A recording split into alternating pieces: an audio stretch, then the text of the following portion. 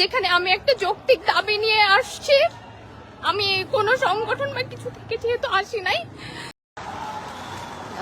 আমি আসলে কখনো ভাবিই নাই আমার কখনো লাইভে আসতে হবে বা এরকম কিছু। আমরা আসলে একটা যৌক্তিক আন্দোলনের জন্য এখানে আসছি, কোটা বিরোধী যে আন্দোলনটা এখান থেকে।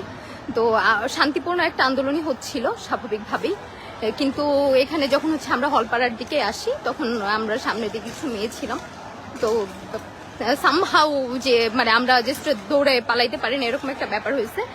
এরপর হচ্ছে জানি না কারা এরা, হেলমেট পরিহিত কিছু লোক জাস্ট হইতেছে খুবই বাজেভাবে ইট পাটকেল মারছিল আমার যে জুনিয়র, এটা ও হচ্ছে খুবই বাজেভাবে ওর হাতে ব্যথা পাইছে, ও স্টিল মানে কাঁপতেছে। এই অবস্থায় ওদের মানে যা ইচ্ছা হচ্ছে এরকম একটা কাজ, খুবই বড় বড় ইট পাটকেল ছুঁড়ে মারছে। আর মানে ব্যাপারটা এরকম যে ওদের যা ইচ্ছা হবে এরকম করবে। একটা ছেলে মানে হচ্ছে খুবই জোর জবরদস্তি এসে হচ্ছে আমার মানে হাত খুবই মোচার দিয়ে ধরছে স্টিল, আপনারা মানে এটা দেখতেও পাবেন মানে হাতের কি অবস্থা হয়েছে, এরকম একটা কাজ করছে। তো এখন আমার কথা হচ্ছে আমার ক্যাম্পাস, যেখানে আমি একটা যৌক্তিক দাবি নিয়ে আসছি।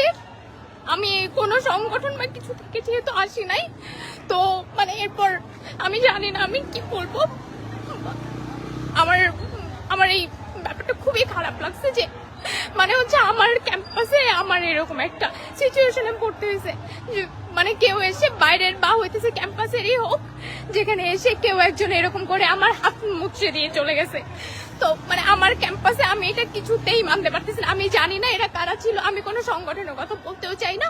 হেলমেট পরিহিত কিছু লোক যখন হচ্ছে মানে খুবই বড় বড় চাকা বা ইটের মতো জিনিসপত্র হচ্ছে ছুড়ে দিচ্ছিল, এন্ড ফাইনালি এসে আমার সব থেকে খারাপ লাগছে যখন সে আমার হাতটা মুছে দিছে।